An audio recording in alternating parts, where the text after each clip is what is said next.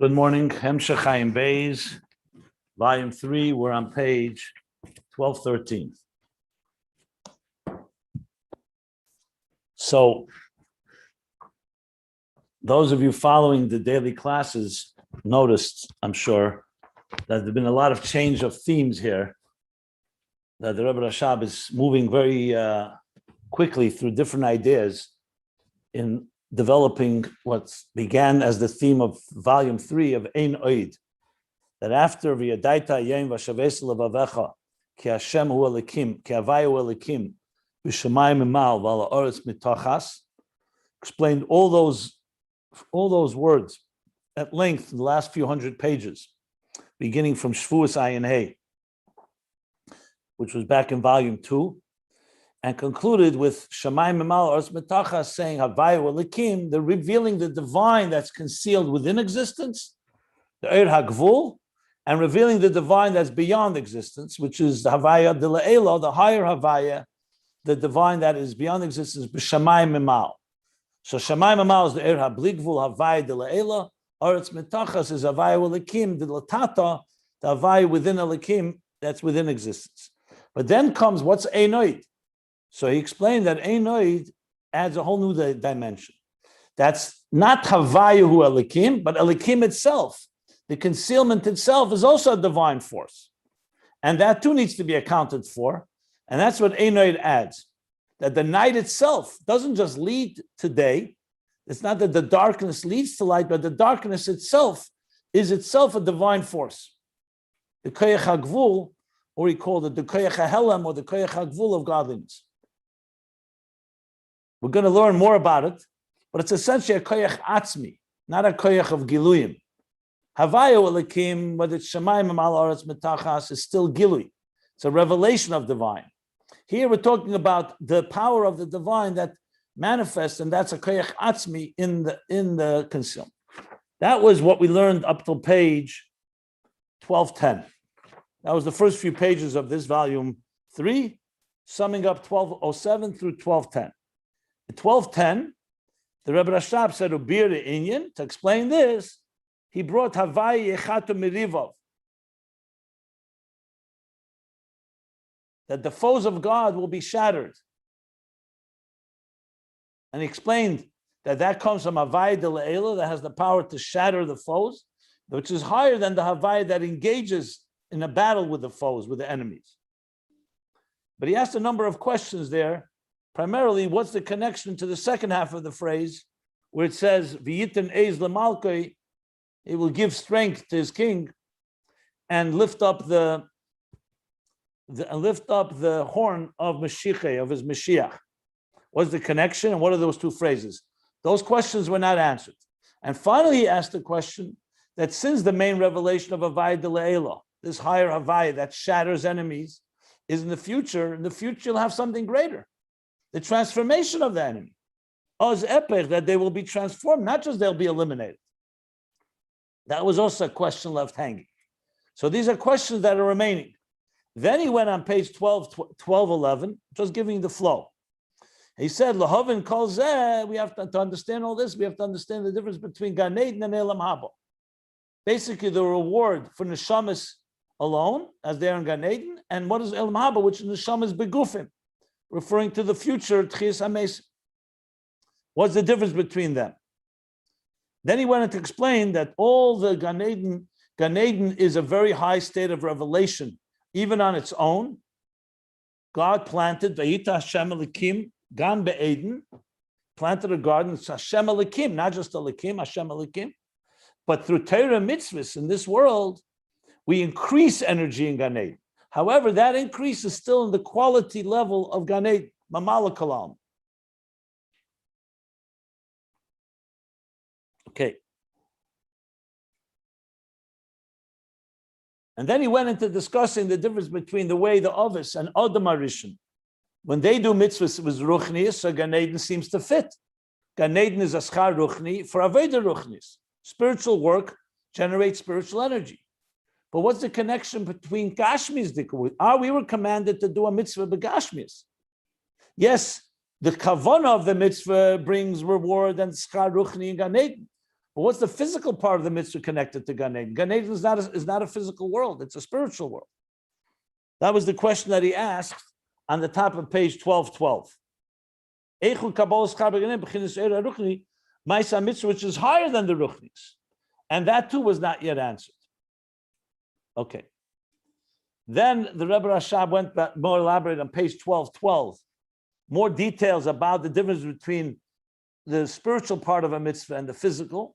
The spiritual part of a mitzvah is the kavanah. In kavanah itself, he spoke about two levels. A general kavanah, you're doing what God wants. Kabbalas el malchus shamayim, as he said. That he said, you draw energy into Gan Eden atachten, the lower Gan Eden, and a higher Gan Eden. That's through the kavanah al pisad, where you use specifics in each mitzvah, like in tefillin, to bind the mind and the heart. That draws energy into the spiritual level of the higher Gan Eden. Eilam Haba, on the other hand, is about the schar for Gashmis. That's why it's neshamas begufim. And there he now somewhat distinguishes, doesn't answer the completely, but he says Eilam Haba comes from Sevav Kalalman, not Mamala Kalalman, which is Gan Eden. And that schar is connected to the action that we do in this world. Because action, like he says, is not a keli for ruchnius. A keli for ruchnius is spiritual kavanah, is a keli for spirituality, a container for spirituality is spiritual intention. So the connection to Gan Eden is because the action is not what brings the energy into Gan Eden, it's the kavanah that comes with the action. That was like a chiddush of the Rebbe Rashab. Whereas the action itself, its main focus is on Eilam Haba, and that's why Kol Yisrael Yeshlam Chelik Lam Haba, everybody has a reward in the world to come, even Peishi Yisrael, who don't have kavanah, even those that just do a mitzvah without any type of intention. So without intention, you can't have spiritual reward, but you could have the physical reward for the action that is done, because Malay mitzvahs karima, they have mitzvahs. He says, and that's where it comes Sevav Kalam. Okay. But then came another question, which also has not been answered yet. The Maimer Arizal, schar mitzvah b'hai al maleka, that we don't have in this world schar mitzvah. It's only in Eilam Haba. He said, but one second, didn't we say that through mitzvahs we have schar and Gan Eden? And Gan Eden comes before Eilam Haba. So that's question number one. So what's the quality? Why would you say Eilam Haba? It seems that schar and Gan Eden is higher than schar and Eilam Haba because spiritual reward and neshama is more refined, like the Rambam says, which makes it more be able to get better, higher level of divine revelation than the revelation that comes to souls inside bodies. So that question has not been answered either. Then he goes on. We also need to understand, what do you mean there's no reward in this world? The verse is filled with references that we receive reward in this world. So how do you say there's no reward in this world, only in the world to come? And then we have to also understand the Arizal that say that these are the things that a person eats from their fruit in this world, and the keren, the principle, remains preserved for the world to come. So first of all, and Mishnah says counts 5 things. I'm going to address that in a minute. First of all, why do these 5 things stand out? That these you get fruit in the world, in this world, and what about all the other mitzvahs?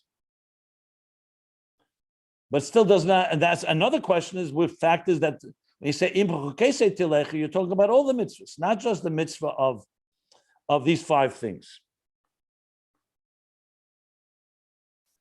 Okay. Now there's a few problems that we did not address at the bottom of page 1212 is what I'm reading, because then he said a proof comes from Kibud Ava'im, which matan schara b'tzida l'man yarichin yamecha, that you will live long. It's a reward in this world. Allah edits on this earth. Allah Adoma. So here's the thing. The Mishnah in Peah, the beginning of Peah says Ela Advarim she'en lehem Shiur, and then it says Ela Advarim she'adam eichel mepei. The thing is, in the Mishnah in Peah only counts 4 things, not 5. So I'm not sure why the Rebbe Rashab writes 5. In the Gemara and Shabbos, There's also a Gemara in Shabbos on this. There he counts 6 things. So you either have 6 things in Shabbos or you have 4 things in the Mishnah and Pei. The Gemara asks, how do you reconcile them? And the Gemara reconciles them, that they're different categories. But I have not been able to find 5 things, only 4, either 4 or 6. So I'm not sure why the Rebbe Rashab writes hey. I'm going to still look into it. Either somewhere it does say hey, and I have to figure out where, because in Pei they only count 4. And or maybe it should say Daled, and maybe it's a mistake. But I doubt it, because firstly they don't correct it, and I don't want to say a mistake until I really explore this properly. So if any of you want to do some research, does it say anywhere 5 things that a person eats from the fruit? I said the Mishnah and Pei only counts 4. Now also what he says that I have from Kibbud Avayim is one of those 4, or one of those 6. So why is he bringing that as proof that all the mitzvahs? Maybe that's a category. So I'm not sure how he uses that as well. It's not so clear to me, because he seems to be saying kol mitzvahs b'chlal v'araya kibbud avayim. You see, not that kibbud avayim as an example is a mitzvah that brings reward in this world, but that kibbud avayim is one of those 4 or 6. So I'm not sure how the Rebbe Rashab is using that to try to prove that all mitzvahs are that way. So that remains unclear to me, at least. And if anybody does any research and finds anything, it would be very helpful. Let's look at this as a joint effort. Anyway, that's a summary till page 1212. Then on page 1213, which is what we're in the middle of now, the Rebbe Rashab goes on.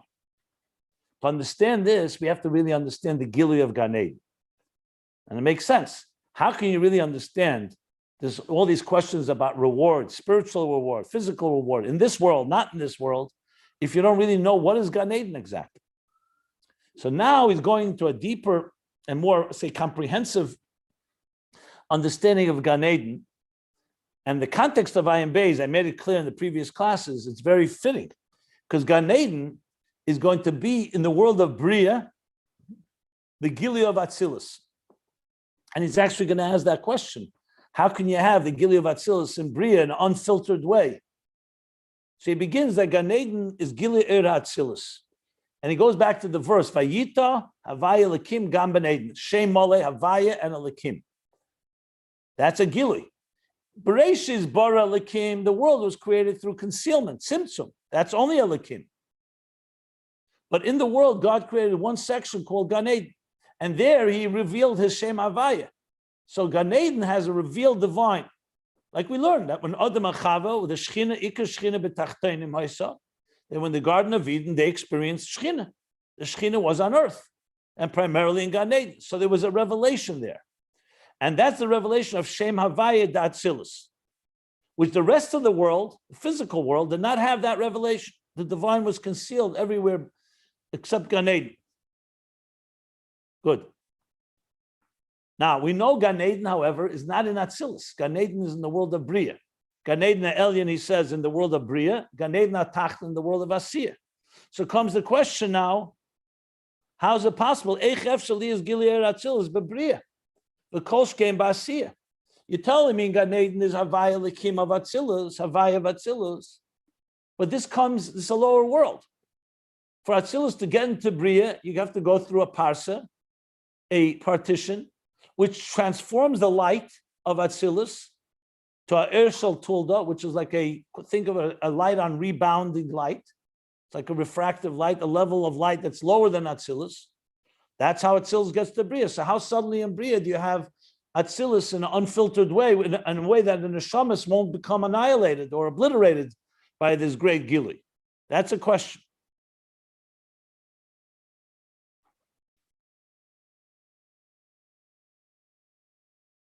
Okay. And that question is still not answered. To understand that, the Rebbe Rashab went into another Yesh Lahagdim. The reason I'm doing this review, in general review on Sunday, but because there's so many Yesh Lahagdims here, there's so many themes, and many questions unanswered, pretty unusual. Even in Ayin Beis, you don't usually have so many questions and topics. But here you have literally, firstly, finished with Einaid, Havai Yechatem Merivov, the questions around that. the questions around Gan Eden and Elam Haba and reward. And now come the question about Gan Eden itself.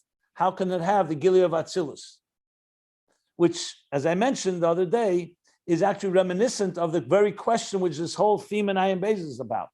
How can you have post-parsa, in a post-parsa reality, how can you have a pre-parsa experience? In a post-Simtsum reality, how can you have pre-Simtsum consciousness? When the whole post-Simtsum is predicated and dependent on the concealment. So this is going to bring us back that Gan Eden is serving like an interface between Atzilus and Bria, basically, or Atzilus and Biyah, which of course is very much part of the whole discussion here. How do you bring the Elokus, godliness, that's pre these concealments, into the reality after the concealments? So that's clearly where he's leading up to, understanding Gan Eden, which in turn will allow us to bridge to Atzilus, and also pre-Tzimtzum Atzilus, the Klolos, which is the macrocosmic Atzilus. And that helps us understand the issue of how we can have pre-Tzimtzum, post-Tzimtzum consciousness, have a pre-Tzimtzum, post-Tzimtzum reality, have a pre-Tzimtzum consciousness. Now, one of the things that's in my mind, just to share with you one of my thoughts, is that it seems this I was thinking, why is this in this volume? If you're still talking about the theme of revealing the divine before the Tzimtzum, that sounds more like Havaya Lakim, not Einoid. Gan Eden is Havaya Lakim, that's what it says. You're revealing godliness of Atzilus in Bria. Einoid, he said, was deeper than that, the very concealment. So it seems to me that the Rebbe Rashab is going back and continuing the discussion of also how it is in Havaya Lakim, and then he's going to come back to Einoid. That's what it sounds like where he's going here. So I don't know if any of you thought about that, but I just wanted to put that into context as well. Now, I hope I didn't lose anyone in this whole review. This has been a lot of stuff going on here, but I hope this was helpful. If it's more confusing, I apologize, and I'm happy to answer some questions. But to make it a little more palatable, let me say this. The bottom line theme in Ayin Beis is ultimately the interface between transcendence and immanence, between the divine and existence. In more specific terms, between Sevav and Mamala, transcendent energy and immanent energy. The divine beyond existence and divine within existence. Like we learned, Das Elyon, Das Tachten, the Ayin of the Yesh Amiti, the Ayin of the Yesh Nivra. In addition, with Ein Eid, we're coming to go even deeper, that it's not just the bridge between the two levels of revelation, but also that the very concealment also becomes part of the picture. So that's the general thrust of it all. But the details is what we're right now into. And that is specifically what is Gan Eden. But now to understand what Gan Eden comes another introduction. And that is we need to understand what is Ani Rishon v'Ani Achren. So beginning that this was a pretty many detailed summary. If anybody wants to ask anything, I'll be happy to answer before I continue where we are right now. If not, I'll just continue. Okay. So now began the next level of discussions, middle of page 1213, where the Rebbe Rashab says like this: Yesh lahagdim, to explain the pasuk Ani Rishon, Ani Achren, Ani Achren. What's Rishon and Rinach? I am the first, I'm the last. So he says Rishon is God before pre-Hishtalshlus, pre the cosmic order, the mocker of Hishtalshlus. And Ani Achren is the sof of Hishtalshlus. So basically God's saying, I am the beginning, I am the first that precedes all of Hishtalshlus, and I am the last that ends all of Hishtalshlus. Essentially saying God is everywhere. Another way of putting it. But he uses the words Rishon, Achren. So the Rebbe Rashab is now going to dissect and analyze these words. Primarily Rishon. What's Rishon? She explains there's a difference between Rishon and Reishis. Lashon Zachar, Lashon Nekeva. Rishon is in the masculine, Reishis is in the feminine. So it's different between Mashpia and Makabel. But even Reishis is also Mashpia, because it's Reishis, is the beginning. She explains that Rishon is the Mashpia as he's removed from the Makabel, from the recipient.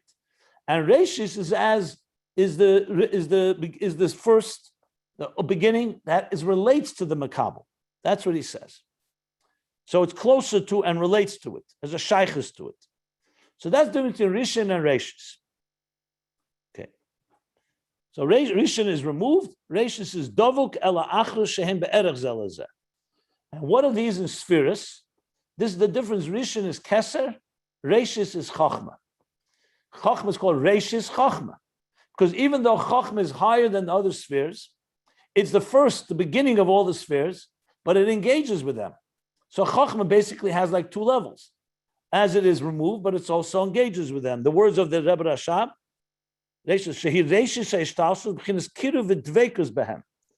and he brings from the Pelach HaRimen, Chachma mispashetas misfiras ketipa min hamayach. So Chachma is the beginning of the tipa min hamayach, the drop of seed or semen that originates in the mind. That becomes the seed of life. That will fertilize an egg and conceive a child. So the same thing in Ruchnius, just as that tipa will develop into the gelam, into the core substance that will give l'chol havayis hanimshachos memenu, to all the existences that will emerge from it, even though it begins as a drop of seed, of semen, which originates in the mind. We know that means spiritually in the mind, not physically, as we discussed.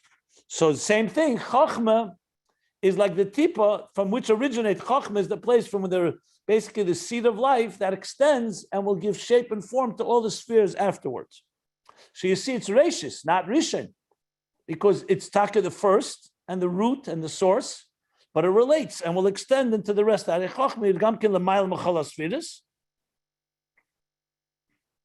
it's like what he calls the color white, which is like a blank slate upon you, which you color all the images of a map and all its shapes and colors, which are the lower spheres.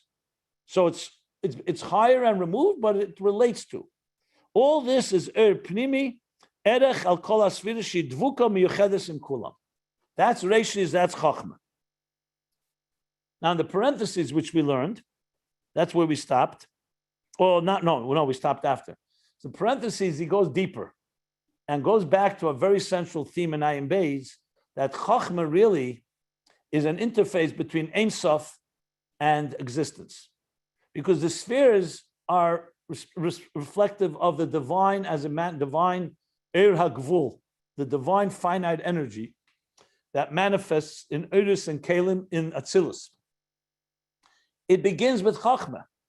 But Chachma is not just Chachma. Chachma is an actual state of bittul, koyach ma, that receives energy from higher than Chachma. As he puts it, he says, it's Masha Ein Sof Atzmus Umuhus Simtsum Atzme Kavyachol Baba Eifin Kazel Liyas Be'erech Kol Asfiris. So the truth is, we call Chachma wisdom. We call it the spark of intelligence, a spark of a concept, conceiving of an idea.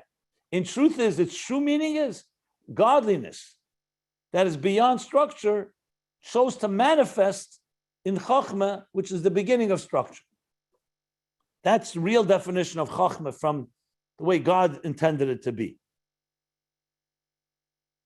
So Chachma is an interface between the divine that's beyond structure. I explained this last class more in detail, what that means. That's why Chachma doesn't have real substance. Bina is yesh. I understand something. Chachma says the idea is understood. Chachma recognizes the resonating truth in the idea.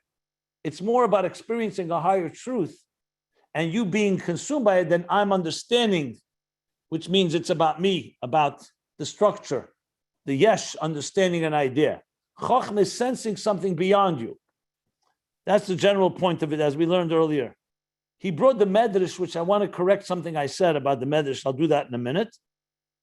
And he says, that's Chachma. So Chachma be'etzem ohusa, shezel b'chins atzmus sein sof, shebab ba'efa gazel liyaz ba'asogas hanimtzoyim. Okay.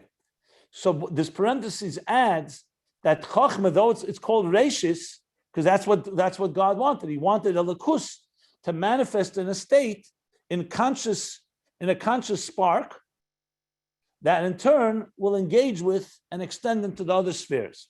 That's Chachma. We're going to learn in a moment that Keser is Rishon, because Keser is not even a spark. Keser is a super conscious state. There's no consciousness altogether. in Keser.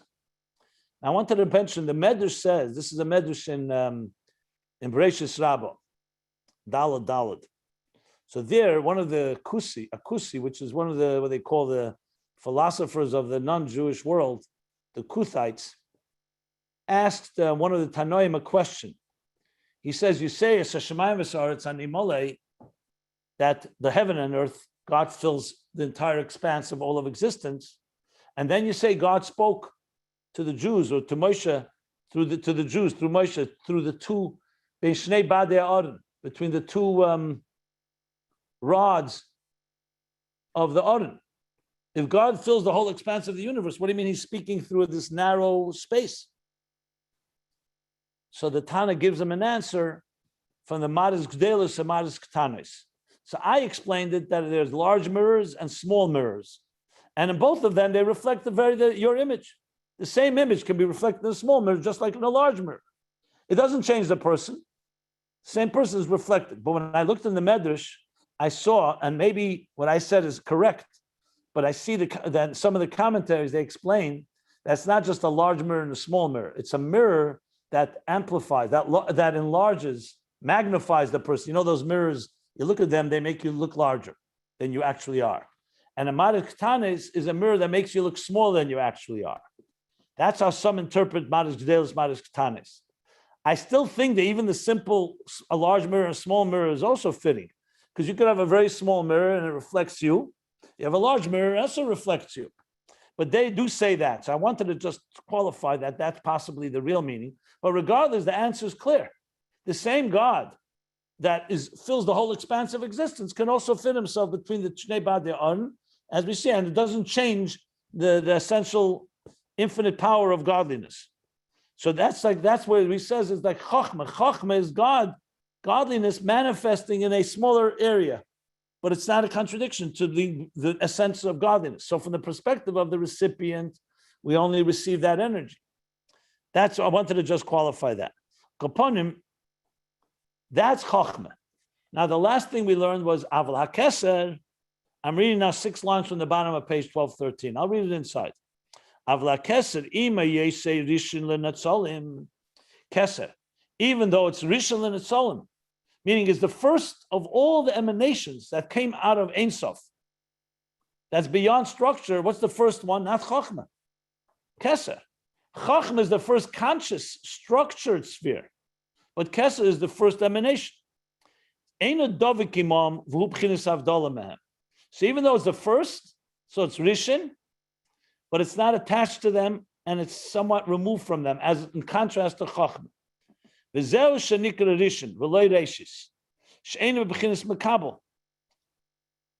why Keser is called Rishon and not Reshis, as Chochmah is called Reshis. Because Reshis, as Rashi said, he quoted Rashi, every time it says Reshis, it means it's connected to that which comes out. When you say Reshis, it's the beginning, but it's a beginning that immediately flows, it immediately indicates that there's those that follow it. Rishon is also a first, but it's a first that can stand on its own. Darga Rishon, it's like a level that stands on its own. It will be the first, but it doesn't necessarily connect directly to the rest. So it's called Rishon, not Reishish.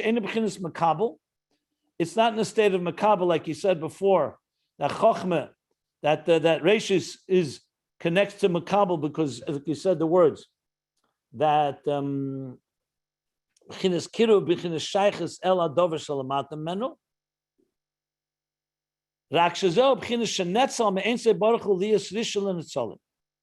This is just a level that you can't call it Ein Sof Mamish because it's already Keser, but it's not yet part of a process that will lead to other steps.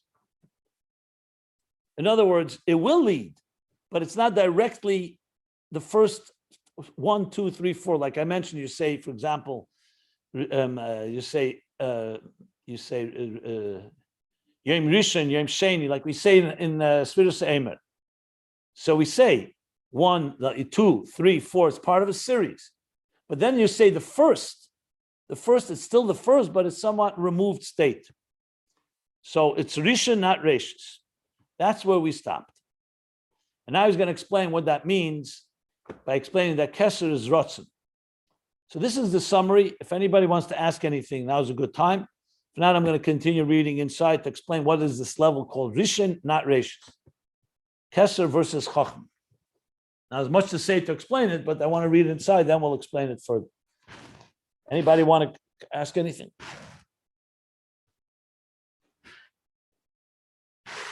Okay. Fine. So now he says, V'hainu, and this means this level of Keser, which is called Rishon, not Reshis, is Bechinas Harotzen Be'elemis. This is the general desire.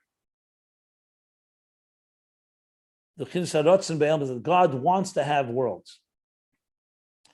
So just to use the example, this is literally going back, if you go back to page 1 and 2 in Ayin Beis, 1 and 2 in volume 1, all the way in the beginning, that's where he first spoke about Keser. He used those words. So let me just explain it before we read inside. Whenever you create something, there's two necessary steps. One is you have to want it, and the second, you have to design it. So wanting it is critical, because if you don't want it, you're not going to design it. Rotzen is called Keser. It's when God says, I want to have a world, or I want to have worlds or existence. That's a Rotzen.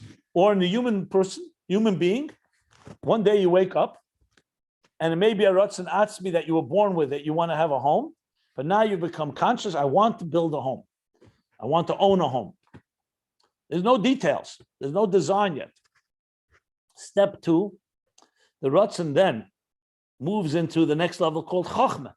Chachma, you start to see, what kind of home do you want? How many rooms? How many details?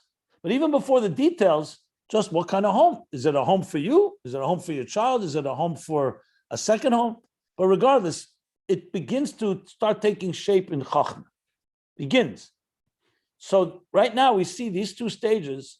Keser is going to be called the Rotzen.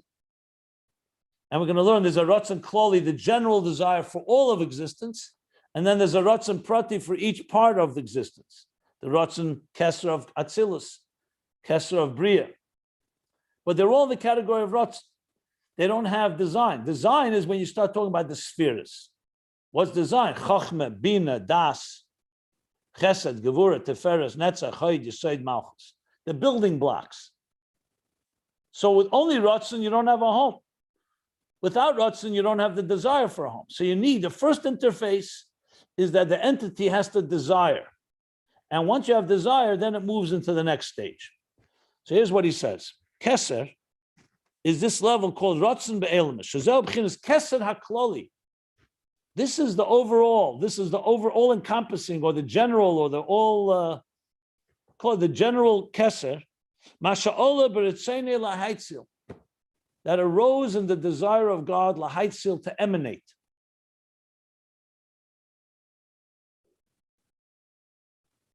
Oi, because Lahaitzil is still emanation, it's Atzilus. So that's why the Rebbe Rashab says, Oi, there's another expression, Masha Solag B'Ru'usei, what arose in his Ru'usei. This is an expression from Zayat. It arose, Ru'usei, Solak means arose, Ru'usei means Rotzen in Aramaic, Lemivra Alma, to create the world. So here he's using Bria.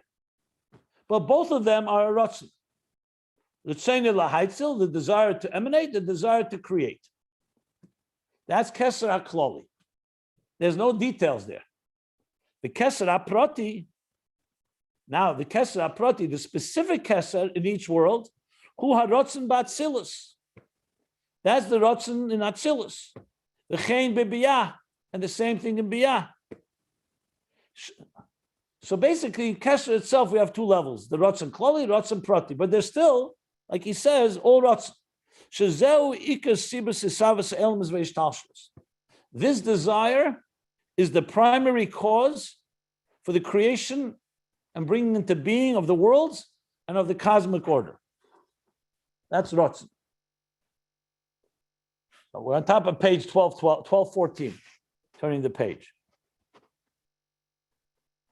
By the way, if you're following the text and you don't have text, you want to follow the text, go to ayinbeis.com and all this is scanned there so you can follow the actual text. So 1214. Now comes a parenthesis, which I see is a good 9-line parentheses.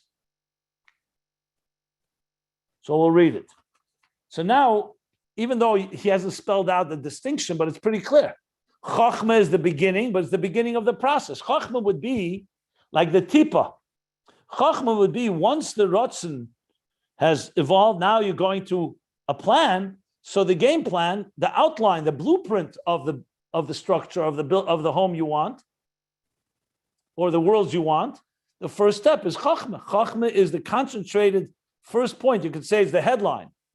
I'm going to build a mansion for myself. So Chochmah includes all the details that are going to come from it. Rotzen, on the other hand, does not include details. Rotzen is also a Rishon, but not a Reshis, because it doesn't yet have the state of Makabel. It's not yet in a state of something being developed in a way that's going to be related to that which was receiving it. It's the Mashpia as he's still removed from his student. Whereas Chochmah is the Mashpia as he relates to the student. And that's going to explain the difference between Reshis and Rishon, between Keser, between Chochmah and Keser. But before he goes further, he's going to explain a little more why it's called Rishon. Yesh Lemer. The Rebbe Rashab says in the parentheses, Shemasha Nikra Rishon, Hainu Shua Netzel HaRishon. This that Keser is called Rishon is because it's the first emanation.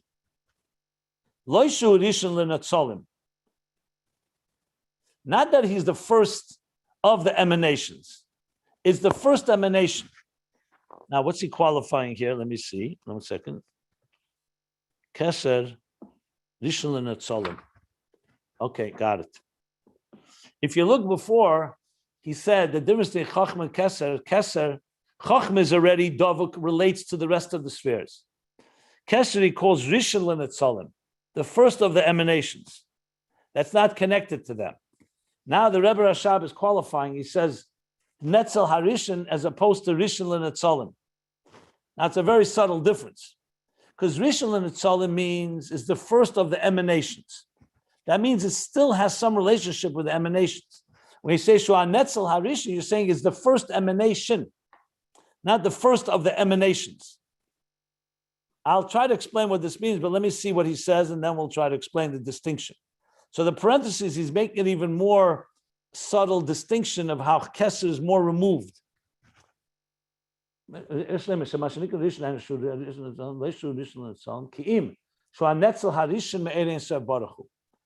In other words, it's the first thing outside, so to speak, outside of the realm of an undefined Ein Sof. You may recall when we learned a while back about the levels before the Tzimtzum, we spoke about that there's the Ayin of the Yesh Amiti, and it has levels, and then there's the Ayin of the Yesh Hanivra even before the Tzimtzum. So then we learned in Tzadik Dalet a whole bunch of stages. Heskim, first there's a consideration, then there's a Shakvatari, a deliberation, then there's a Hachlota, a determination, and then begins the actual process of a Rotzen that will evolve into details and ultimately create the 10 hidden spheres, manifest in 10 hidden spheres where God envisions existence, and then will come the Tzimtzum. In other words, if you think about it, there are many stages when anybody comes from before pre-concept to a concept to an idea that will ultimately become a design that will be implemented. There are many stages here. And when we learn there, you see how every detail counted. So he's not going so much into every detail, but you can see that he's dissecting it similarly. So when you say that Netzel Rishon means there's a state where so-called, it's called the Chassidus Koydem Aleis HaRotzen. What does that mean? That desire didn't emerge yet. Obviously, this is not in time, it's conceptual. Example would be, every person is born with a natural Rotzen, Ein Adam B'loi Beis. Every person is born, Ein Adam B'loi Isha. Every person is born inherently with a need for a home, with a need for a spouse. But that doesn't emerge till years later in your life. A newborn child is not aware of it. Even a 10-year-old is not aware of it. So a person can go years until a piece of them that is part of inherent in their own complete actualization doesn't emerge. There comes the age where it starts emerging. As a Rotsai, you suddenly become aware, I want to get married. I want to have a home. But that too can be a long while from when you want till you actually pursue it. So there's another stage where that Rotsai becomes an active pursuit. And even then, it still needs details, etc., etc. So, in a sense, before you were even aware of your Rotsai, doesn't mean it wasn't there, it means you were not aware of it. Now, with God, you can't say he wasn't aware in a negative sense. You could say he's pre-aware, meaning awareness itself is itself a creation for God. God doesn't need to be aware for it to be real. We human beings, if there's no awareness, we're not going to actualize it. By God, awareness itself is a manifestation that he chose. Even itself, is basically expression. God doesn't need expression, but he chose to have expression. So there's a state, lifnei hatzimtzum, that you call pre-awareness, meaning that in a sense where there's pre-Rotsai. That Rotsai has not yet manifest. Now you'll say, why do we need to know this? Because there's a level of the divine that's completely not even shaped by Rotsai. And we connect also to that. That's why it's negaya, because you want to have God in his purest, undiluted form. Even Rotsai is already something. There's a long discussion on Samach Vav in the Maimer Vayelech, how Rotsai is a level. Yes, it's a very high level. God wants. And for us, Rotsai is maybe one of the highest levels. But from the point of view of Atzmus or Ein Sof before Rotsai is a level. And that level emerges. And when it emerges, it's the first Netzel Rishon. That's what he's saying. That's Netzel Rishon. This doesn't mean Rishon L'Netzalim. Meaning it's the first emanation from comparison to a state that was pre-Rotsai, pre-definition of Rotsai. It's the first emanation. But you can't yet call it Rashis because it's not yet, you can't even call it Rishon L'Netzalim because it's not yet considered to be the beginning of emanations. That would need the next level of Rotsai that begins to relate to what's going to come afterwards. So in a way you could say the mere fact that God says, I want to want. I want to want a Rotsai to have a Rotsai. In other words, the Ein Sof says, now I want that the level of Rotsai should now emerge. That's a Netzel Rishon, but it's not a Rishon L'Netzalim. So just to show you how subtle this can get, and I'm borrowing from what we learned earlier on the levels, because I think that'll help explain what we're talking about now. So he says, since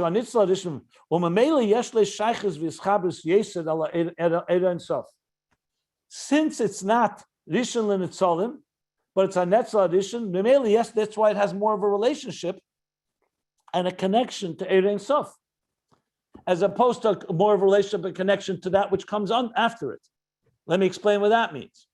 Once your Rotsai evolves to becoming something that's more defined and starts engaging with Chochmah, what kind of home you want, the design of it, etc., then it's still your Rotsai, but the Rotsai now is really focusing on the creation, not on the creator. Whereas this level, the first level of Rotsai, the first emanation, is still God's will. I gave the example for this with the chief of staff. So you have the Melech, the king, this Moshe would be God. He has a chief of staff. In the morning, he tells the chief of staff, this is what I want to get done today. I want to have this thing, a whole bunch of things. The chief of staff is not relevant to him, the details. He just knows he has to get it all done. I want to go send out a letter to all my people, collect the mail, go to war, whatever it may be, all the different departments. The chief of staff then goes to the head of every department, the Keser of every world, and says, this is your marching orders for today. From the point of view of the chief of staff, all he's focused on is Rotsai HaMelech.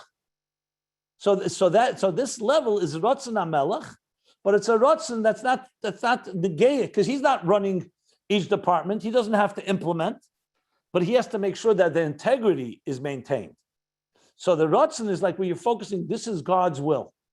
It's not negaya right now whether God wants you to do a mitzvah d'Rabbanon or a mitzvah d'Oraisa or so on. It's God's will. Whatever he wants, that's what I'm here to do. It's basically the ultimate level of bittul.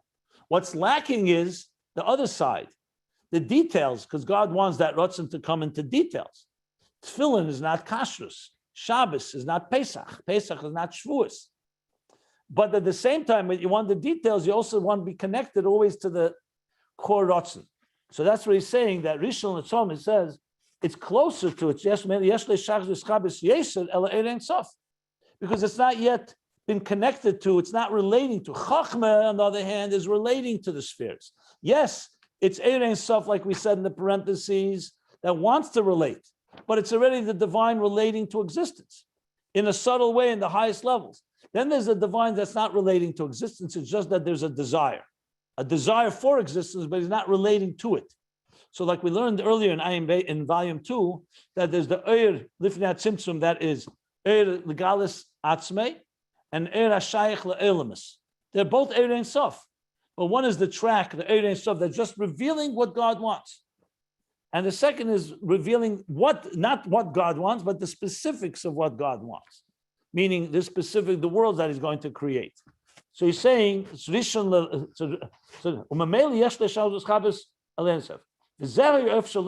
okay, let me stop for a second, because this is now going to get a little more dense than it is, because he's now going to go into a discussion of the difference between the Pardes, and does he bring the Arizal and the Shittas Arizal? Okay. But before I go there, I want to pause if anybody has any questions, because the next section is going to need a very good introduction, which I'm going to give. But I want to just pause because it's worthwhile to pause. Any questions? Let's start with that. This pre-Ratzon state is pre-Ratzon of Ein Sof is synonymous with Atzmus? No. Atzmus, there's no pre, there's no after. Atzmus is not connected to any form of definition or anything. In Ein Sof itself, think of Ein Sof. I've given the explanation. I don't know if you've been here.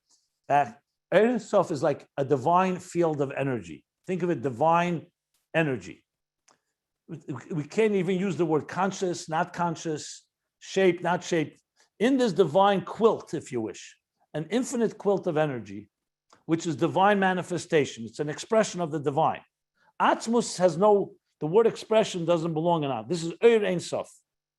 On this quilt that's shapeless and seamless and omnipotent and omnipresent and everything you want to say about it, will begin to emerge, based on God's plan, different levels. The first thing that's going to emerge is a Rotsai, the idea of a Rotsai, the concept of desire.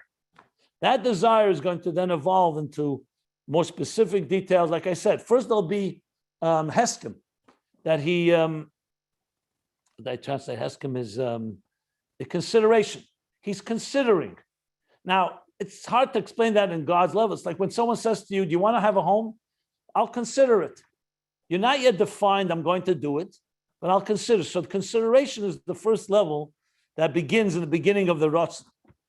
Now, there's more levels than that, but I just wanted to put it into context. So that's how you work. Ein Sof is the operative area where this is all happening. Now, as it all happens, it's not yet a Tzimtzum. Tzimtzum will implement. Meanwhile, it's all within the divine energy that all this is, these levels begin to emerge before the Tzimtzum. So if it's pre-Ratzon, how can it, I guess I understood what you said, but pre-Ratzon means there is no form. There's not even a thought of form. There's not even a thought of wanting to want. So how is that not Atzmus? Because Atzmus is beyond any type of form altogether. Even saying shapelessness is not Atzmus. Okay, sure. Okay. Any other questions? Okay, before we learn the next piece, I have to give a introduction. We've discussed this in the past, but it's a very fundamental piece, and it's based in Vayelach Samach Vav, a mimer called Vayelach Samach Vav, Beshalach Samach Vav. He discusses it more at length, and this here is brief. In Ayin Beis, this has been brought as well. This is basically the two great Mukabalim, two great Kabbalists called the Ramak, Rabbi Kardavira, and the Arizal, Rabbi Yitzchak Luria. They were contemporaries. The Ramak was a little older, and the Ramak himself was a major Kabbalist in the sense where he created a magnum opus of essentially like a gathering together like never done before, all of Kabbalah, in the Sefer HaPardes, called the Sefer Pardes, the orchard. The Arizal came a little after the Ramak to Tzfas, and he immediately was recognized as completely different league altogether. Even the Ramak recognized that. Had the Arizal not arrived, the Ramak would have been the predominant Kabbalist that would have been also just a major. Now, the Kabbalah of the Ramak and the Kabbalah of Arizal have differences. And generally speaking, some of the students of the Ramak that did not know about the Arizal yet, they followed the shit of the Ramak. And the Arizal was a different approach in certain matters. Obviously, there's plenty of overlap.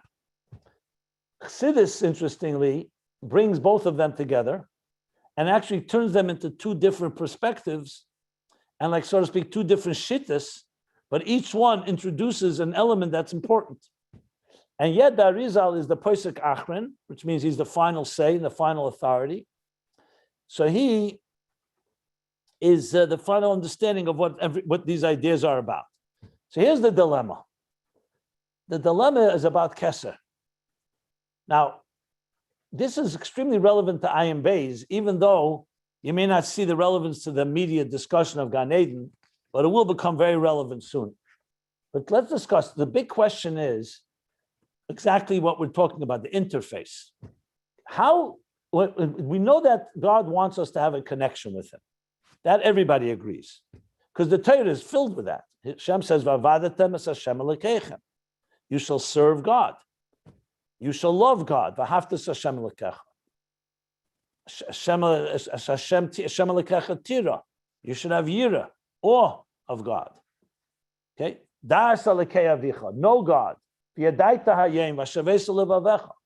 In other words, the Torah is fraught with plenty of references of a relationship.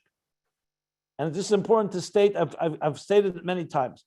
You could have had a situation where God said, you know what, I create a world, I create subjects, and they don't have a relationship with me, like a master and a servant.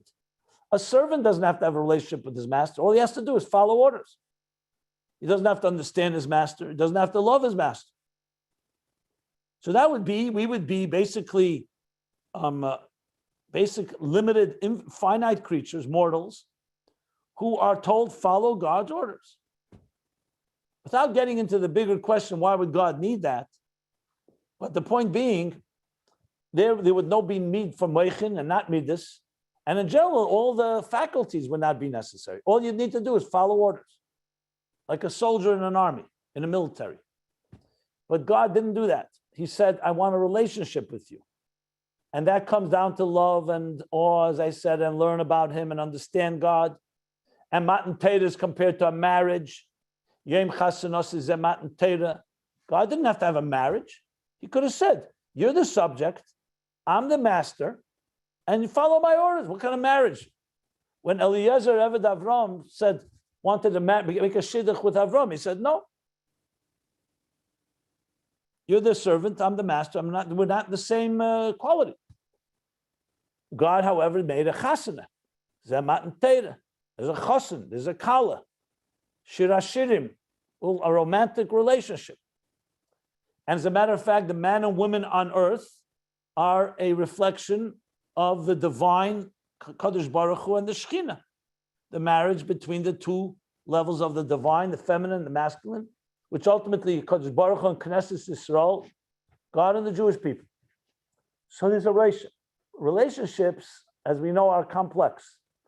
Because a relationship means now, in the Gemara's Lashon, the Lashon of the Gemara, Shutav la Kadosh Baruch Hu b'maaseh bereishis. God wants us to be a partner. Once you have a partner, as our good friends used to say here, there's a chassid here who used to always say, you don't take a partner in business because you like him, you take him because you can't do it without him.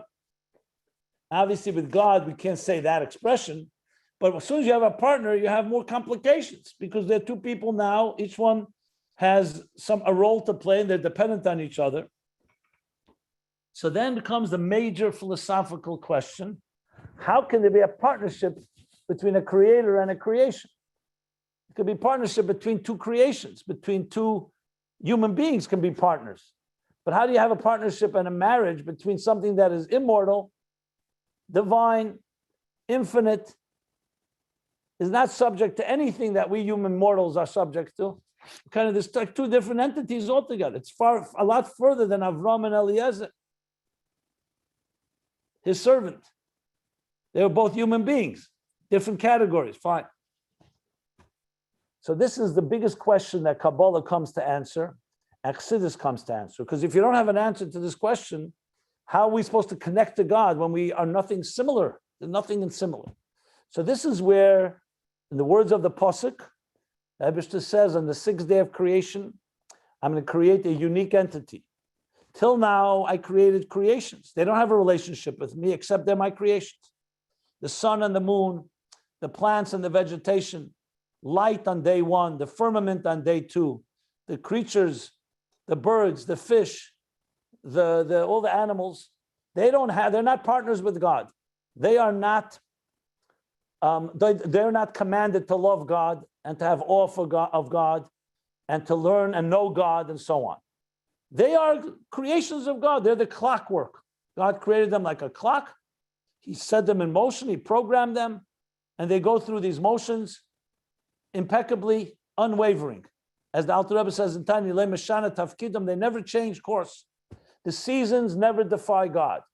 Summer comes, followed by spring, followed by winter. Summer, autumn, followed by winter, followed by spring, etc. And that's it. Animals will follow their track. Every species. Comes the sixth-day creation. And God says, you know what? I'm creating something, B'Tselem Elokim, in the image of God. 1 second. And the animals are not in the image of God. They're in the image of God's design, but they're not carry godly personality. They're creations. They're art. God is the artist, and he created art. Now he's creating more than art. He's creating something that reflects his own self. Now, of course, we know God does not have a self in any form of image. So how could you say in the image of God? So here's where Chassidus explain that God has the power to do anything, and he created what's called the Esospheres, the tzir of Adam Elyon. It's a spiritual conceptual structure, which is what we call the 10 spheres. In the highest level is the 10 hidden spheres. This is simply God's power to manifest in structure. That's all. The Eir HaGvul that we learned. It's all part of the Eir HaBli Gvul. Just like an artist can do infinite types of art, he chose one. And then he created the art, and then he created the human being in that image. Which is when we say Atzilus is Adam Elyon. Adam from the word Adama le'elyon. It's similar to above.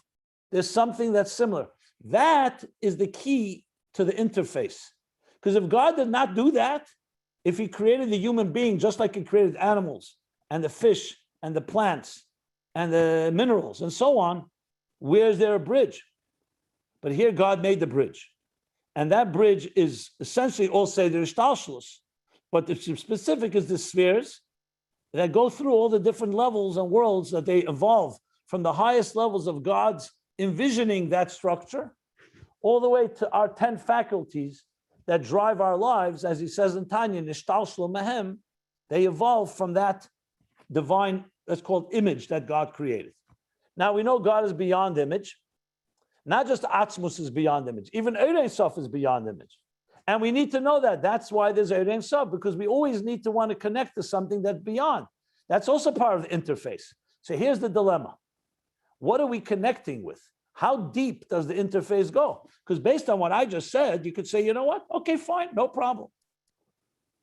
God connects, human beings connect to the divine energy within existence, the Eir HaGvul, Chochmah, Bina, Das, or in the words of the Rambam, Hu Hamada, Hu Yidei, Hu Yidu. We connect to Das, we connect to Bina, to Chochmah, we connect to God's attributes. But you can't connect to God because God is beyond his attributes, and we are not beyond attributes. We are structured. So in other words, the human structure connects to the divine structure, and that's it. And then you hit a glass ceiling, and you can't go further. However, the Kabbalim are not happy with that. They don't suffice with that. They go further. Chassidus takes it even further. And this is where the Arizal and the Ramak come into play in explaining how do you do this, because it seems to be an impossible paradox. Because here's where the real dilemma comes down. Fine, if you're telling me that we, mahu chanon afata chanon, just as God is kind, you should be kind. So there's the interface.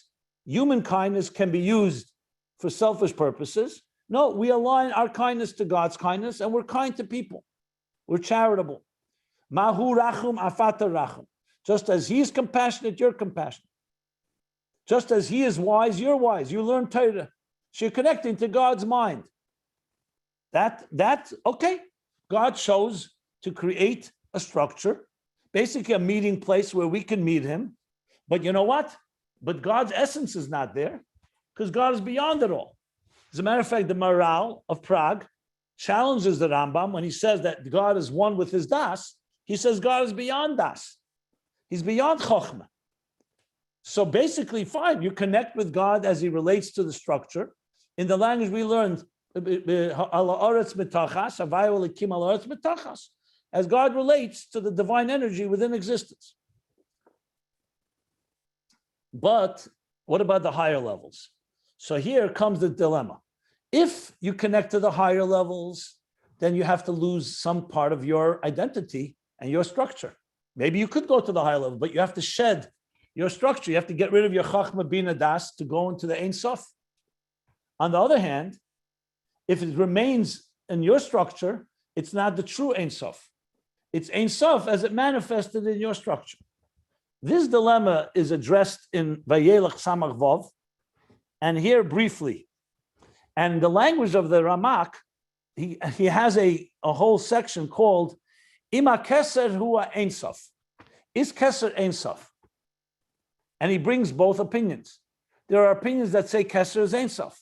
If it's Ein Sof, then it can't relate to the spheres that much, because Ein Sof transcends structural spheres. If Keser is not Ein Sof, it relates to us, but Ein Sof remains removed. So the Ramak has his opinion, and he says Keser is Ein Sof, but Taka, in a certain way, you have to somewhat remove the structure to be able to touch that place. And there are others that say Keser is not Ein Sof. Now, the Ramak has one way of understanding it. The Arizal has another way of understanding it. Let me just stop for a moment. If anybody's lost me and wants me to explain further, I can.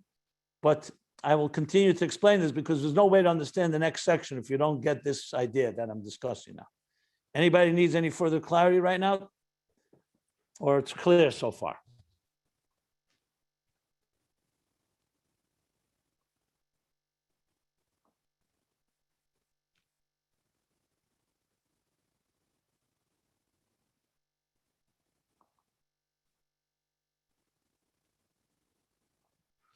Okay. I think I misspoke. I said that the Ramak is Keser, I said Ein Sof, right? Now, according to the Ramak, Keser is not Ein Sof. Keser relates to the spheres, if I recall correctly. I just want to pull down a Samach Vav. 1 second. Let me look inside. I don't want to misspeak here.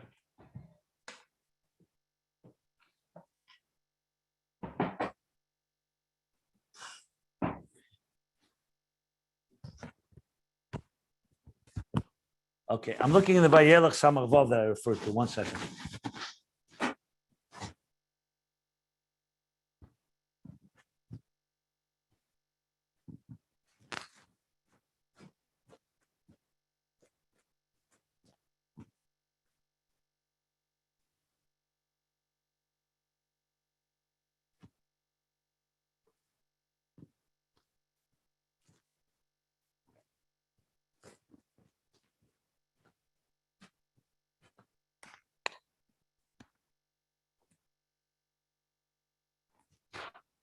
Yeah.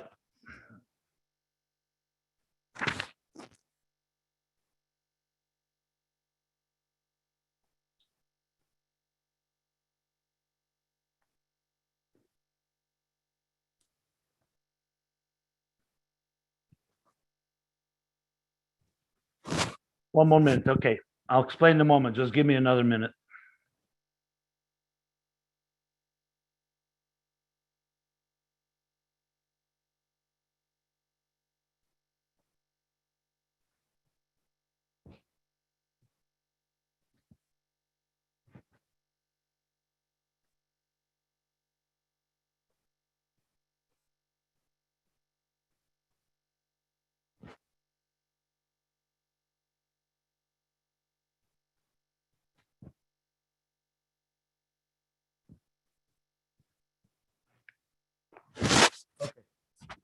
correction, and let me explain. So the regarding Keser, there's the machlekes between the Kabbalim, and I believe the differences between could be the Rameh and the Ramak. Well, he doesn't say who. Okay. So there are Kabbalists that say that Keser is Ein Sof, and it's not one of the spheres. The Ramak says that Keser is one of the spheres. What's their disagreement? Their disagreement is based on what I just said. If you say Keser is Ein Sof, the problem is Ein Sof is beyond spheres. So how do we connect with it? So we would have to then shed our structure essentially to connect.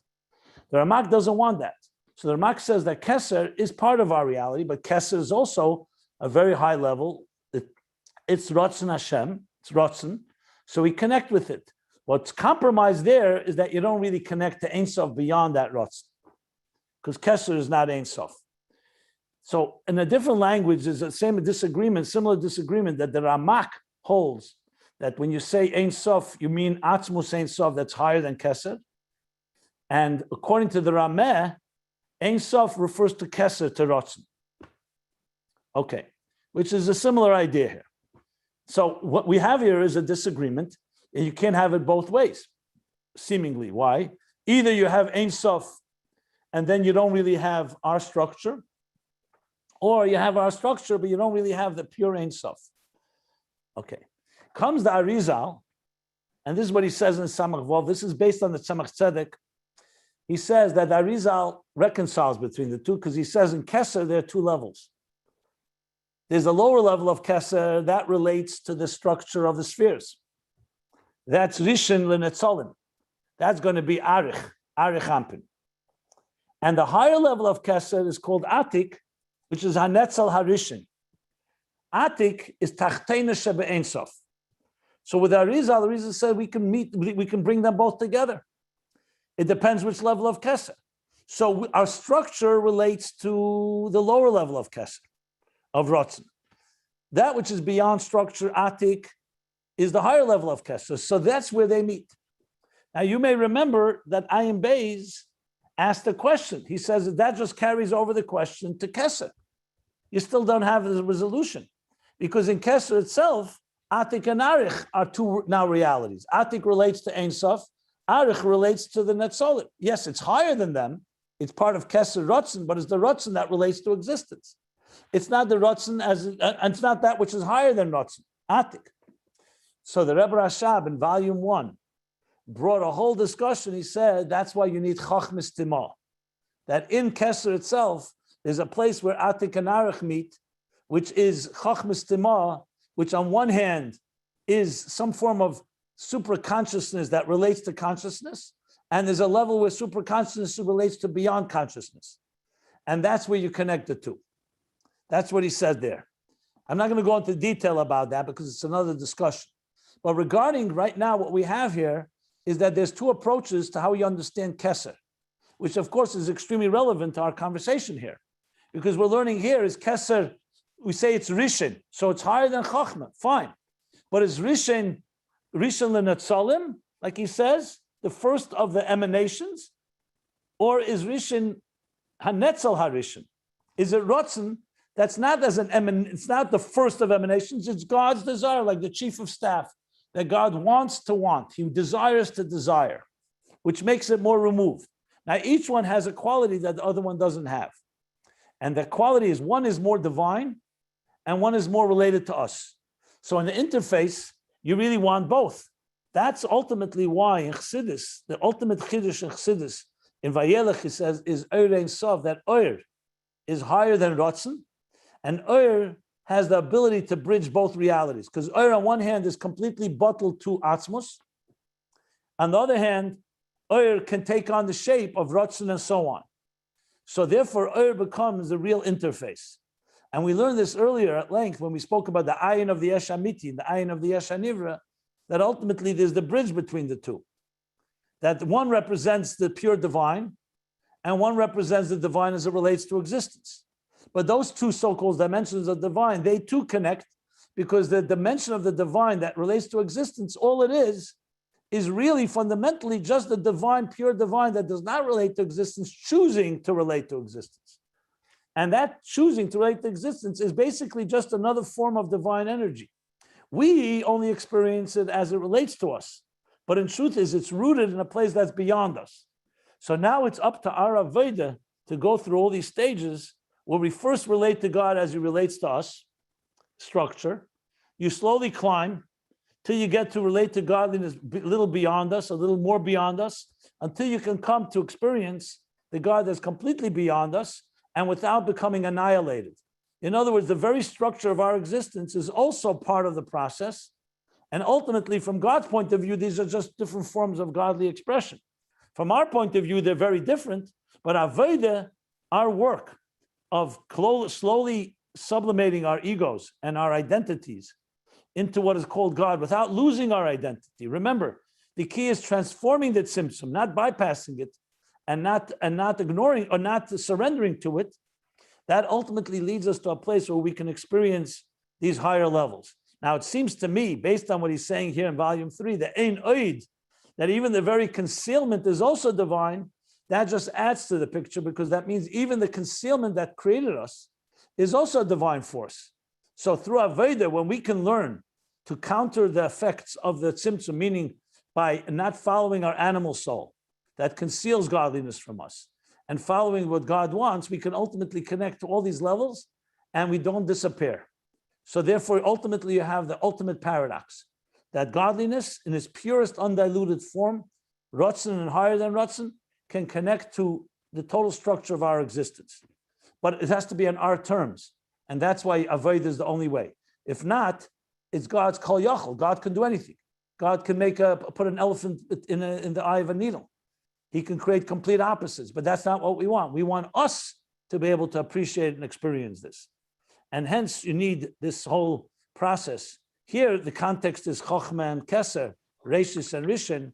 And now we're going to learn in Keser itself what the Pardes says and what the Arizal says. After this introduction, it'll be much more understood.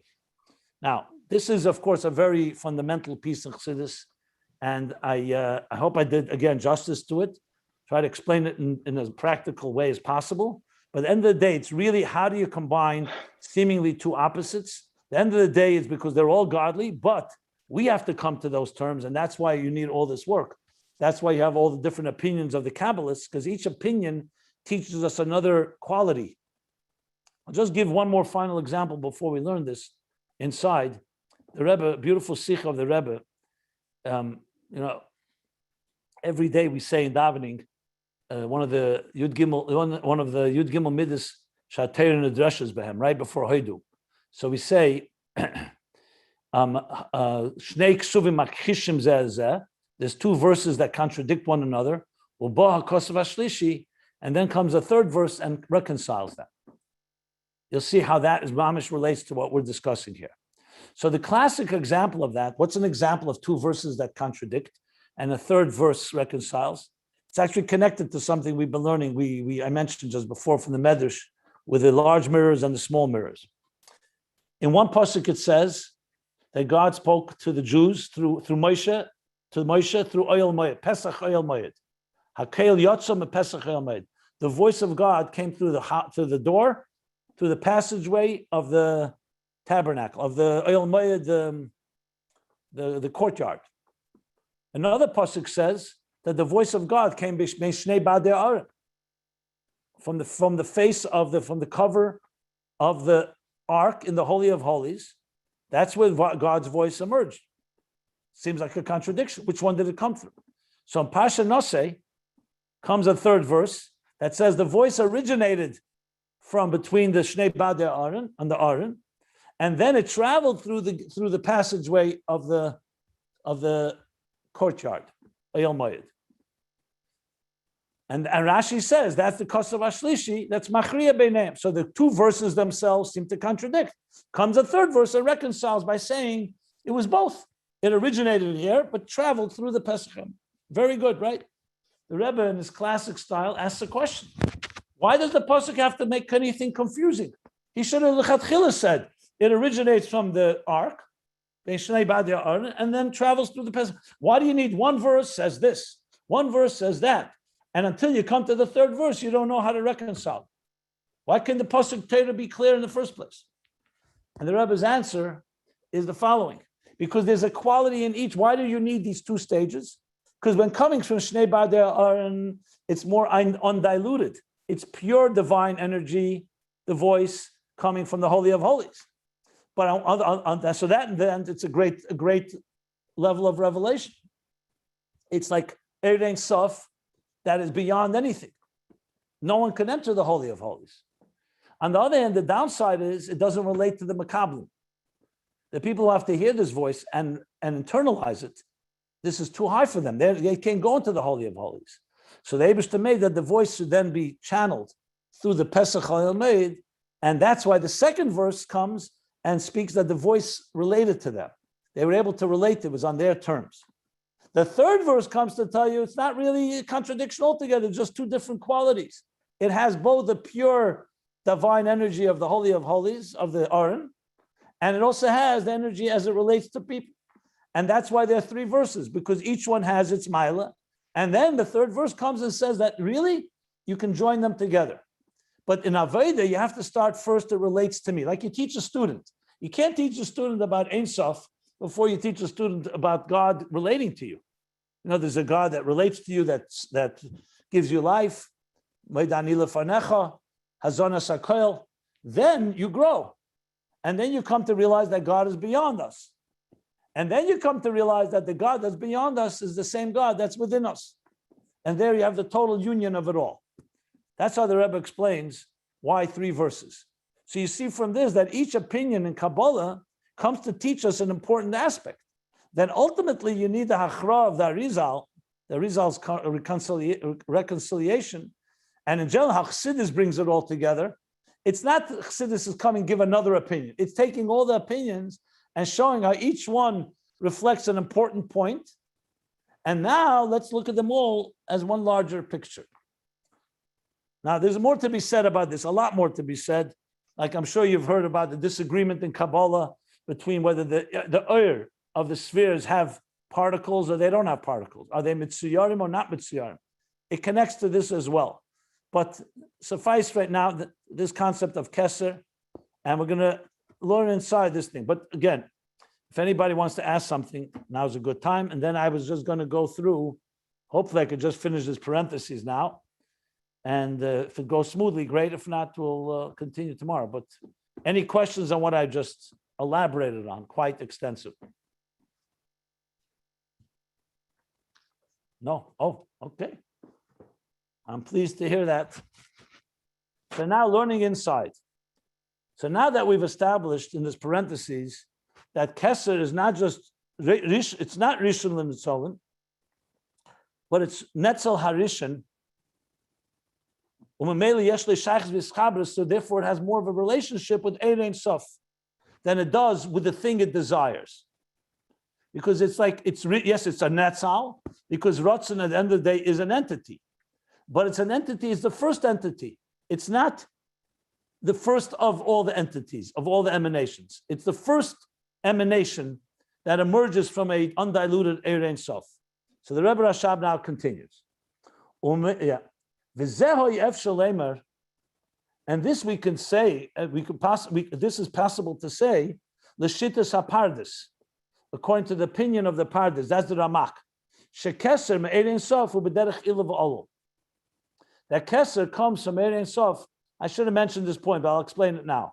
That Keser from Erein Sof comes in a form of cause and effect, which means that they're commensurate to each other. So as I said before, the Ramak holds that Keser is part of the spheres, but it comes from Ein Sof, not in an infinitely distant way. It has a relationship with Ein Sof.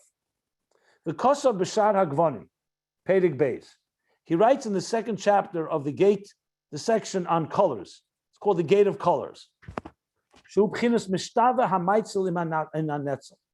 That this level of Keser has something that is compatible, or a common denominator, Mishtava equalizes the emanator to the emanation. So Chachma Bina Das are fully structured spheres. Keser goes into the category of spheres, but it's a sphere that reflects much more the Maitzil, the emanator. Like I said, with the chief of staff. It's like the Rotsai HaMelech. So it's completely, so it connects the emanations with the Melech, with the Maitzil, with the Netzal.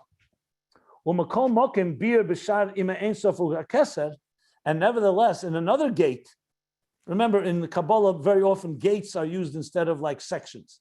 You say chelik, so it's shar.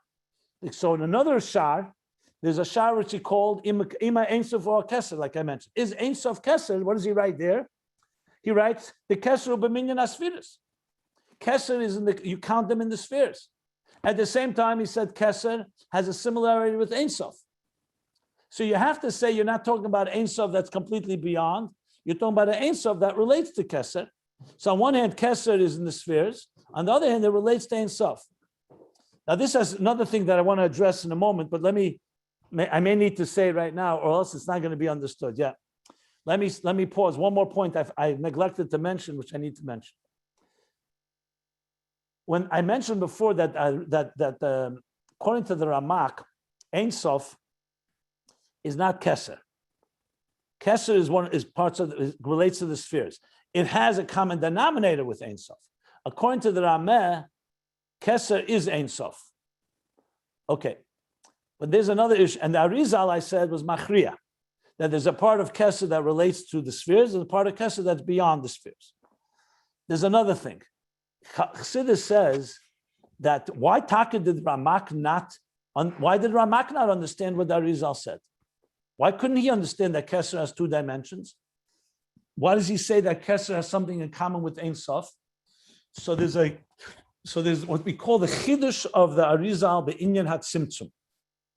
There's a specific word used, chidush.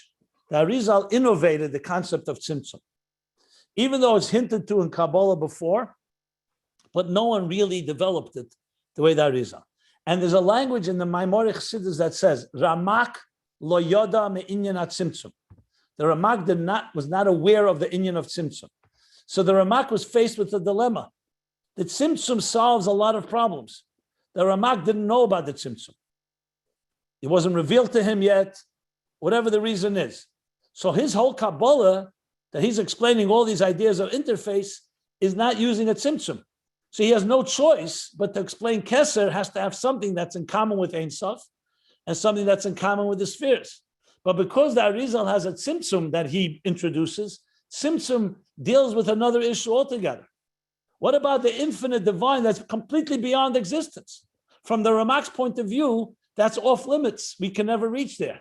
From the Arizal's point of view, because there's a tzimtzum, the tzimtzum essentially puts the Ein Sof that's completely beyond recedes.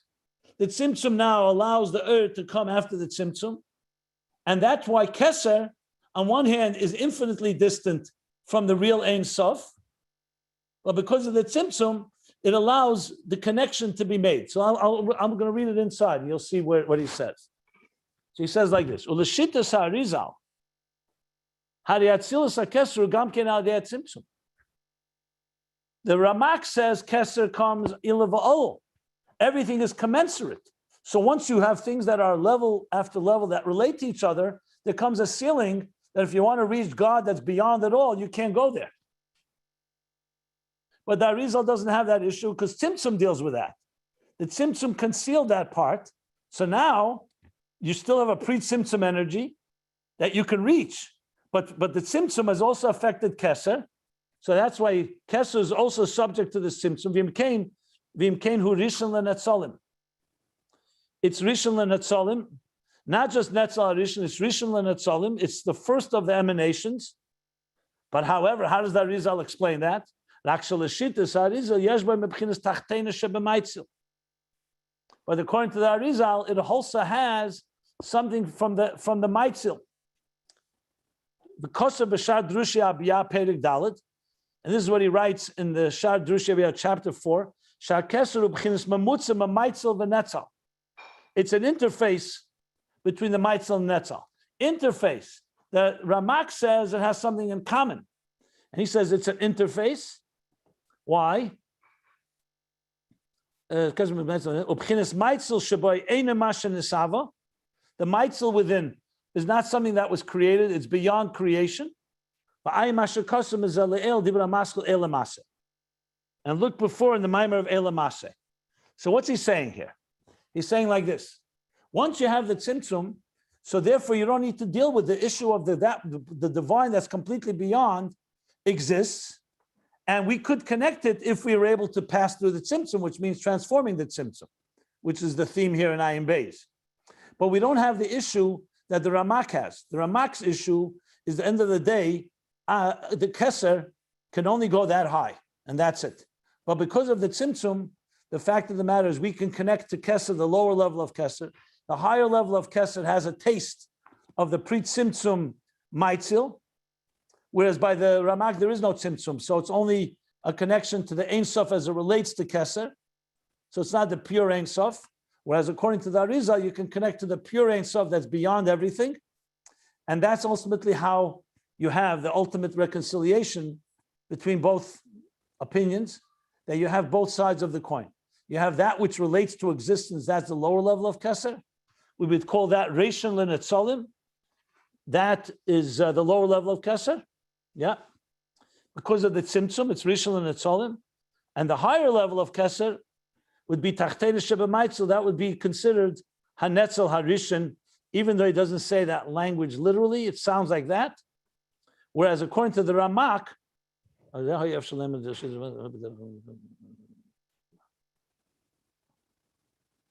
so according to the Ramak, it sounds like you can only talk about, well, to Ramak, you could also say both levels, but not quite with the same type of distance. I need to review that a little more, what he means here, because he says, Ramak,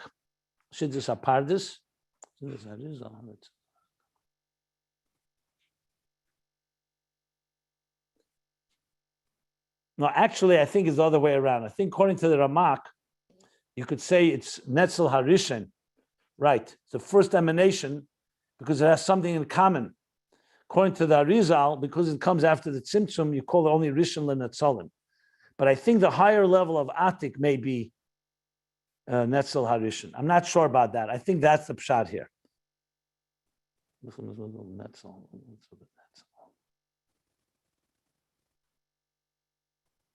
Anyway, that's the parentheses. Now, I'm going to stop here. But I'll take questions if you'd like me to answer any questions. I'll go over this again tomorrow. Trust me. We got to get this down pat, as clear as possible. But I right now I gave enough overview. Now we got to go back to the Arizal, figure out exactly which language fits which. So the higher level of Keser is Atik, the lower level is Arich. And can you say that the higher level Atik is what you sort of called the wanting to want, and the lower level of Keser is the Ratzon itself? Is that fair to say or not?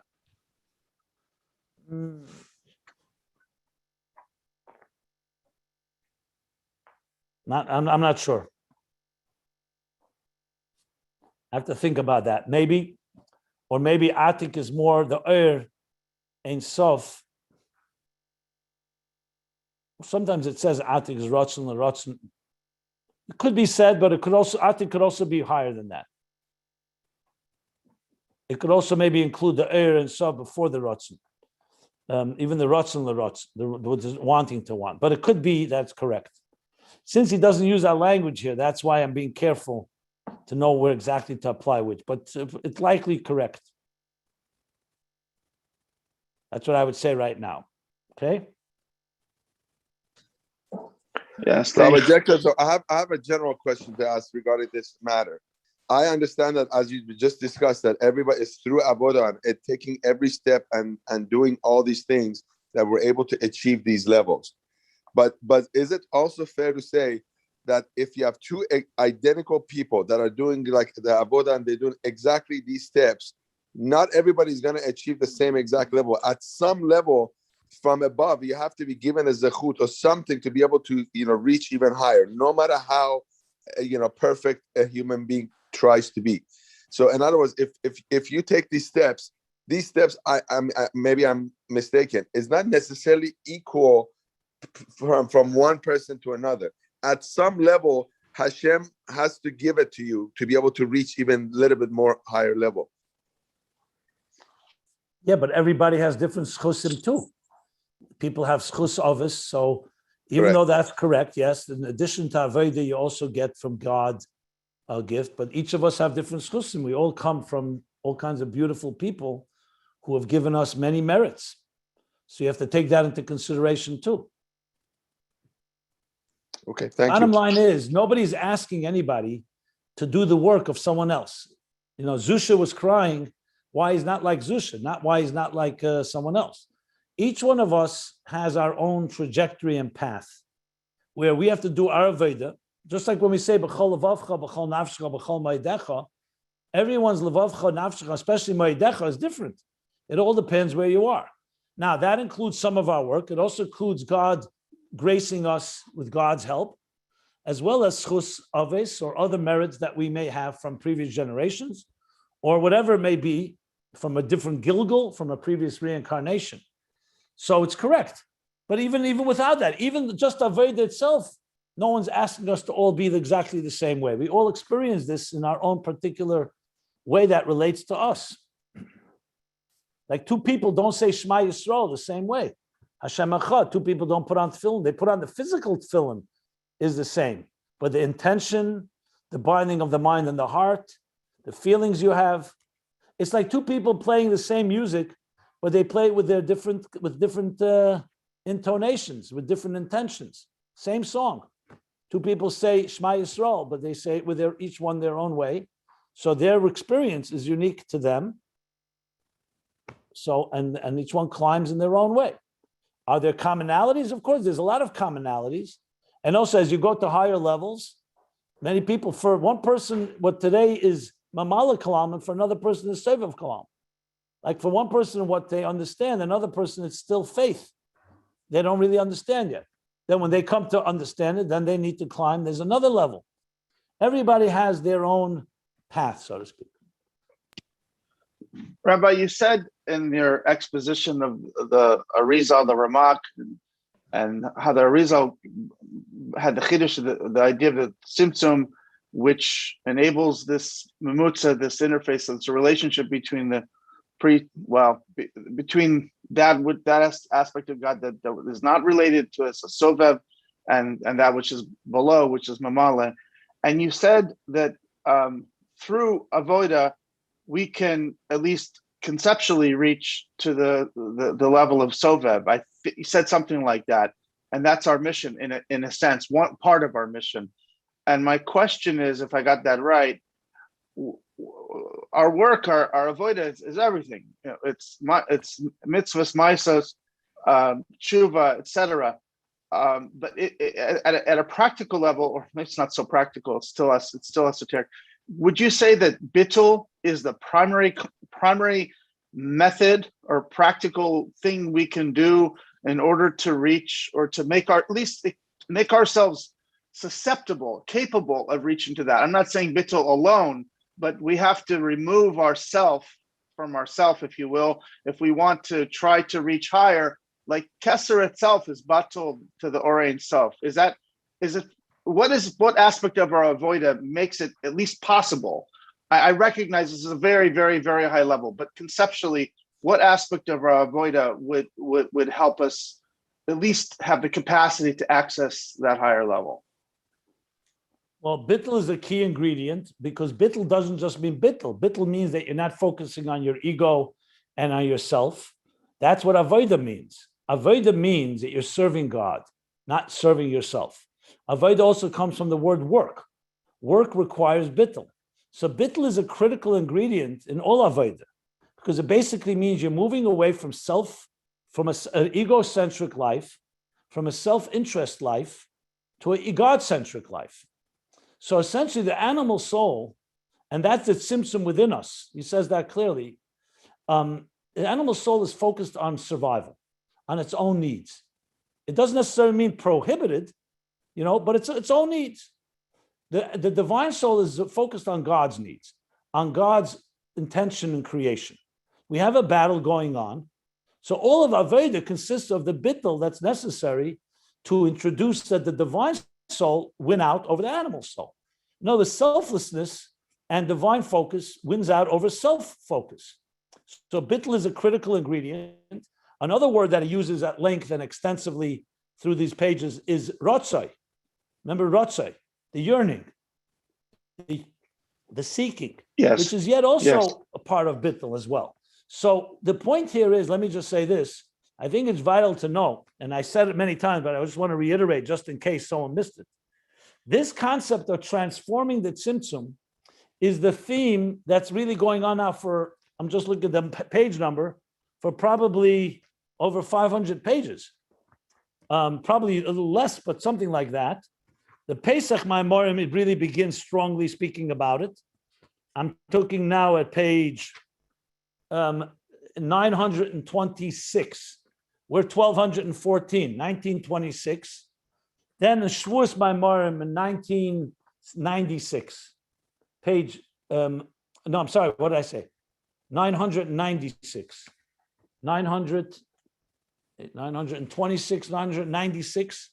All the way till here has all been the central theme of how do we connect post-symptom, pre-symptom to post-symptom to pre-symptom, which of course is part of the central theme of Keser as an interface. That's why I'm elaborating so much, because this is really the essential theme of Ayin Beis. Ultimately, the Arizal's interesting paradox, and I just want to state it in case someone missed it. Without Tzimtzum, you can't deal, what do you do with the godliness that we know is completely beyond us? So most great thinkers and Kabbalists will say that's what the category we call, that's beyond us. And that's it. You can't do anything with it. It's beyond us. There's a reason it's beyond us, because God is beyond us. When the Arizal introduces Tzimtzum, the paradox is that on one hand, Tzimtzum is a paradigm leap, a paradigm shift from pre-Tzimtzum. But because of it, ironically, we can have a relationship with the pre-Tzimtzum, or Tzimtzum helps us understand that God is so infinitely beyond us that we can relate to him now. In other words, till the Tzimtzum, you'd have no way to relate to infinite beyondness, except just faith. With the Tzimtzum, you can learn to respect and say, you know what? Before Tzimtzum, the reality was godliness, elikus b'pshitus. God was the only reality, and that's why there's no room for existence at all. And Tzimtzum creates that the world existence is reality and godliness is a novelty. Before the Tzimtzum, you don't have those that language. The only thing you could say is that God is greater than us, completely beyond us, but the reality where God is reality and existence doesn't exist is it's only a matter of faith. So according to the Ramak, he goes as high as you can go without a tzimtzum. So Keser becomes that highest point that touches Ein Sof that relates to Keser. But that Ein Sof is one that relates to Keser. With tzimtzum, you have two sides. On one hand, you learn about Ein Arech, how God is so beyond, there's a reality where only godliness is there. Keser, on the other hand, is completely impacted by that tzimtzum. So there's a part of Keser that relates to existence, but there's also a part of Keser, Atik, that has a taste of pre-tzimtzum consciousness. And that is where you really ultimately create the bridge of both of them. What I'm still trying to see is, I think the word Rishon and Netzalim fits with rather Netzel HaRishon fits according to the Pardes very well, because Netzel HaRishon means that Keser. And according to the Arizal, Netzel HaRishon, it's really more Rishon and Netzalim, because it's not just the first emanation, but the higher level of Atik seems to be like a Netzel HaRishon. That's what it sounds like to me. That's why I'm going back and forth on that. I just added this just in case there was something not understood with this, because the Tzimtzum can throw you. You would think that Tzimtzum conceals God. And the truth is, according to Arizal, the concealment actually teaches you more about God's infinite distance than anyone else did till the Arizal. So it's like basically balances the equation of the God that's completely Shalei Berech to us. Anyway, the last page is, so the answer to your question is yes, bittul is key. Essentially, the tzimtzum within us is the nefesh habamis. When you transform it, and you reveal the divine within it to the divine beyond, bligvul, all the way to Einoid, which I'm sure we're going to learn about. And that's all part of this whole process that we just discussed here with Keser. Yeah. Keser. Thank you. Yeah. And I gave you the page numbers. So this is already going, what are we at? And I said 926 and now 1214. So we're talking about 214 pages. Yeah, around 300 pages. Last 300 pages is this central theme about transforming the Tzimtzum. Any other questions or clarity needed? It's interesting. I can't help but put it out there just for other people to think about, or for you to comment on. This is really a gross analogy, but if you think about building a house or building a world, but say the world is a house, as you talk about the Eibishter being sort of the master builder, and you think about a ceiling of a house, which separates the inside part of the house from the sky. The Tzimtzum creates a scenario where you can have a ceiling. So without a ceiling, you're exposed on the earth to the infinite sky above. You can't relate to where God is,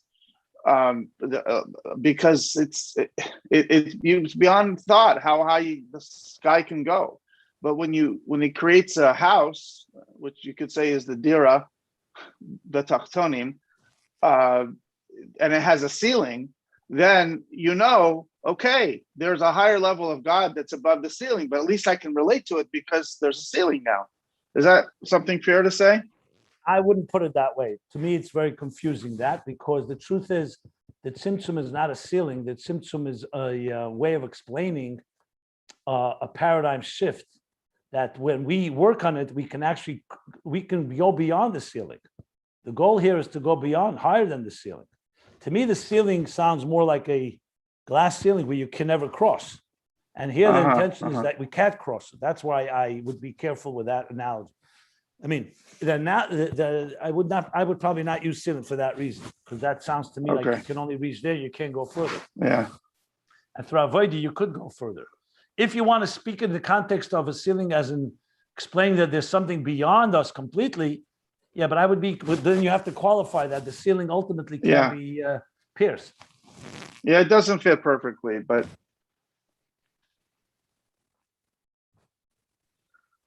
we know there are chimneys. There are points in the ceiling you poke through the ceiling. Listen, I understand you may be married to your analogy, but I'm not, so I don't need to go start forcing. I recognize that.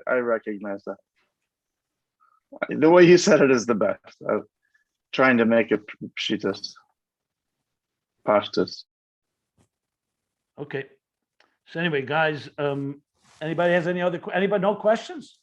Eliezer, Tzvi, Avram. Okay. Where's Rabbi Shlomo Taito? Okay, so if that's the case, we're going to stop here. I stopped at the end of the parentheses.